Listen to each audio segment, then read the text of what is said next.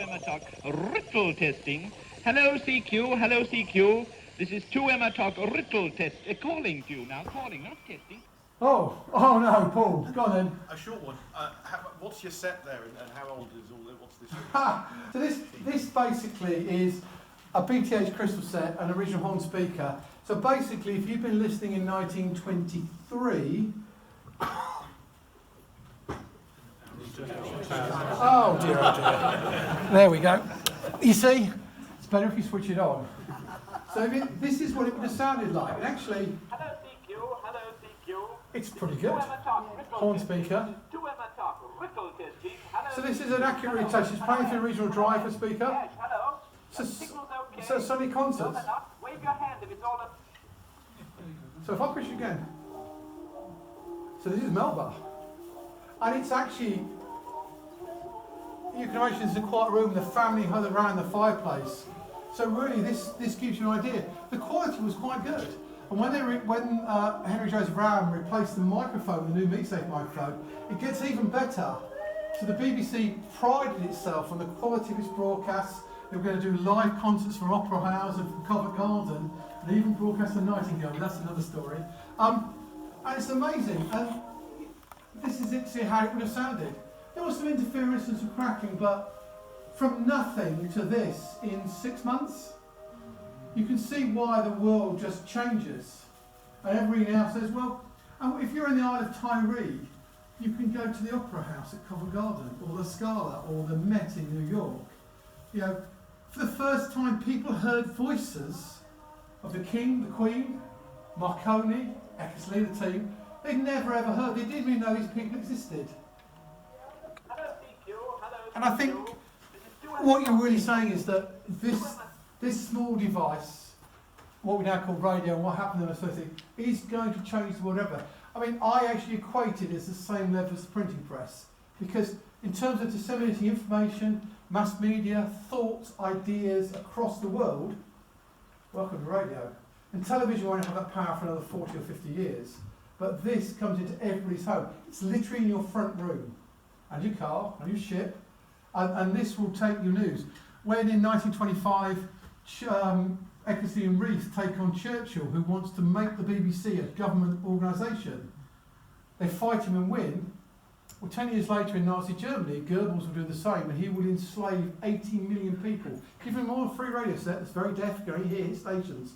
He will drive the German nation to war with the power of radio. And he recognised it. The BBC didn't realise that for another 10 years, and perhaps too late. But that's a whole new story for another day, because I can see John starting to go, any more? I'm outside signing books. That was one of your shortest answers, but if you can just make it slightly shorter next time.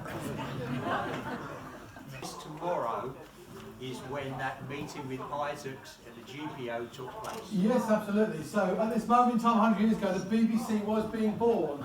It won't be formed until May and then November. So the year of 2022 is just hugely. Last night was 100 years of Isolated Farrell. Next Tuesday night would have been Norris Scott's second concert. So every Tuesday night is a story. Okay, anybody else want to ask a question now? You I can see I've broken you anymore. Oh, sorry, lady down here. There we go. Oh my word, what brought Marconi from Italy? The fact that the Italian government and the Italian post office really didn't believe that radio had a future, or wireless had a future. In fact, the Postmaster General basically... Can you keep it quiet? Oh, we can sort that out. No, we can turn it up to 22. The Postmaster General, the Italians didn't believe it. In fact, Marconi's letter to the Italian Navy to say, we've got an idea, has actually got in the archives, Dilla Longa, which means go to the insane asylum. Remember, Marconi was half Italian, half Irish. He knew that the centre of the Royal Navy, the centre of commerce was in London. His mother was Annie Jameson, the whisky company. So she had a lot of contacts here. So he's going to come here in 1896. Young man, no scientific qualifications, no education, although he speaks and reads 5 or 6 languages. He's been dragged around Europe by his mother, and he's going to meet priests in March of 1896, and again that's when the world would change. So he came here because he wanted to develop radio, and the Italians wouldn't have it. 3 years later, they buy one of his radio equipments, as does the French and as does the Spanish, they'd film a company to actually copy it.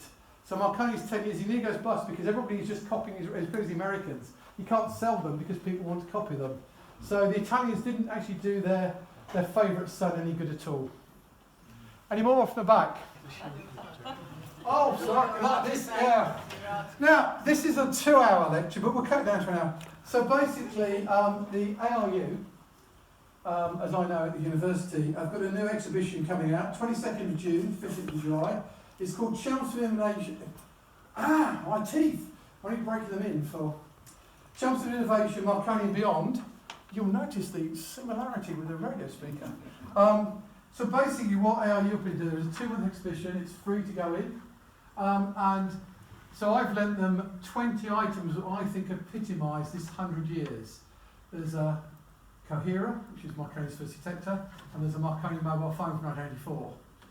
So what I've been telling you there, so this exhibition, it's also sponsored, I think, Eventbrite on there. It's showcasing artefacts from scientific and technical innovation for the last 100 years. I think I wrote that. Please come and join us, June to July. It's all been advertised. Go into ARU, say hello, and just see what I've been talking about tonight. There we go, plug over. Ladies and gentlemen, the amazing Tim Wander.